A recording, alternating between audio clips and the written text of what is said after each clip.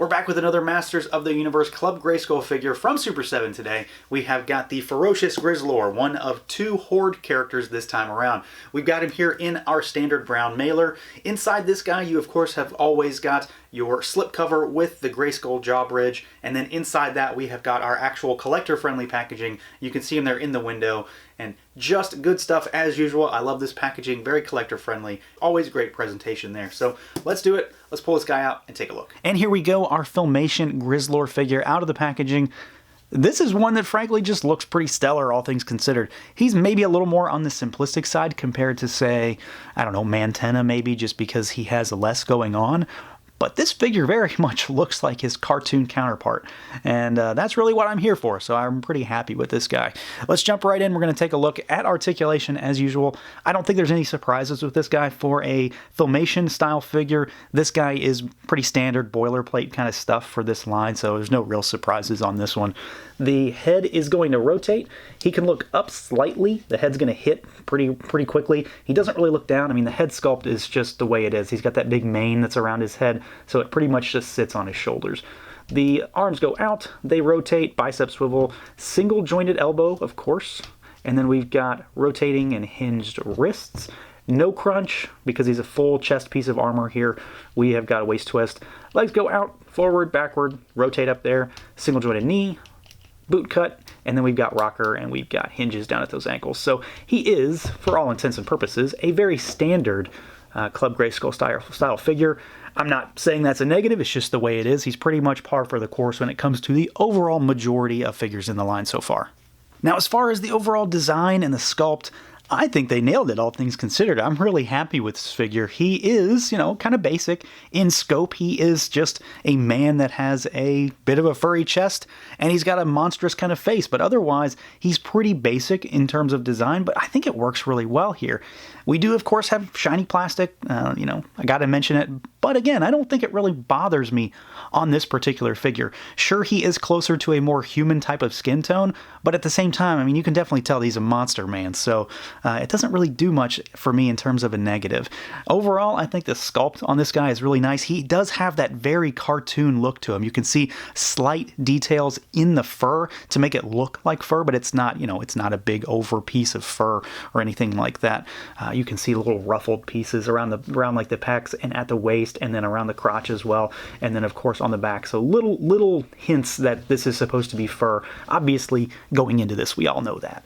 We've got the Horde emblem emblazoned on the chest there, nicely painted, clean and crisp. I don't have any issues with bleeding paint or anything like that. We've got the same down here on the boots, pretty crisp and clean as well. I don't really have any issues with that. What I really like about this figure, and I'm not really sure why it's doing it for me, are these hands. They just look like big bear paws, and something about them, they just look fantastic. The claws on his fingers are actually kind of pointy, so I'm not going to say watch out because, you know, we're all adults here, all right? But we can, you know, just... I'm not sure if that would pass a safety standard anywhere else, really. We've got some really sharp claws, all things considered. They're painted, so they do have black paint on there. I do just like them. They look like big monster animal style claws. They look like they could do some damage. So while he very much looks cartoony, you know, they just really do it for me. I guess that's what I'm saying. They just really do it for me. And then you've got some black paint on the back for the harness. Otherwise, though, this guy doesn't have tons and tons of paint on him. It's mostly just the reds and the blacks. Otherwise, you know, he's mostly just cast plastic, but I think it works well. And this look is just superb. I mean, he looks like he jumped right out of the cartoon. And then, of course, that head sculpt very much evokes the same look. So you've got that same kind of soft look for the hair, for the fur, but you can definitely tell that this is supposed to be like a big mane almost that wraps around his head. You've got those white teeth and the kind of stark yellow eyes with no pupil, which I always love pupilless eyes on characters like this. So everything about this one really does it for me. The details on the face, kind of grizzled look to his face, no pun intended. He very much looks mean. He very much looks like he is ready to mess with somebody. So I'm pretty happy with the way this guy turned out. Shiny plastic aside, it doesn't bother me. I just think he's a nice looking figure, and this very much evokes a Filmation look and feel. Now, while this guy might do it just fine as a big burly beast man, well, not the beast man, but a beast man, he does come with a few accessories. We've got a couple weaponry type accessories here, and this is where I have my one gripe with this figure in general, because these are painted accessories, as is kind of the case with Filmation style figures, but I've had some chipping on mine and some paint rub because of his claws. They've just kind of rubbed up against him. So we've got this this is kind of like an electro staff or something, right? Kind of similar to what the Horde troopers use, not the same, but similar. It's done in kind of just a matte gray finish, and I've got some paint stripping on this little outer handle and then on the staff itself. They're not too big a deal. It's not gonna be shown when he's holding it, but it is something to keep in mind. And then the really cool accessory that he has is a big Horde style shield, which frankly I love everything about this guy.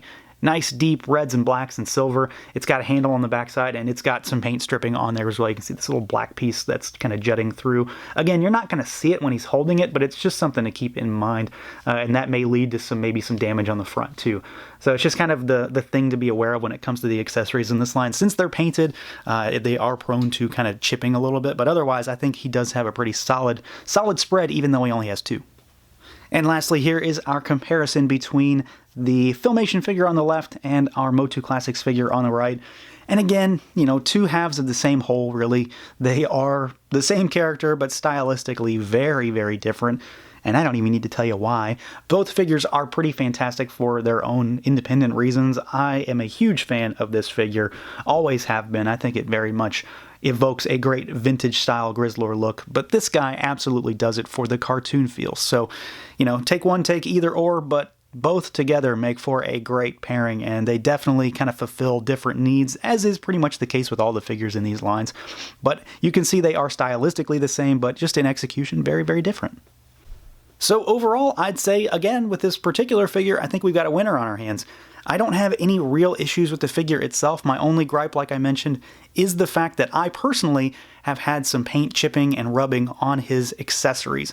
It's not ruining my enjoyment of this figure by any means. Certainly not the first time it's happened with this line either, so I kind of expected it was going to happen with him, and then it happened right away. So just keep an eye out for it, but otherwise I think this is a solid figure. It very much looks like it jumped right out of the TV screen, and that's all I want with these figures. I want them to look like their cartoon counterparts, and the Horsemen and Super7 have done a great job of making sure that that happens with this particular figure.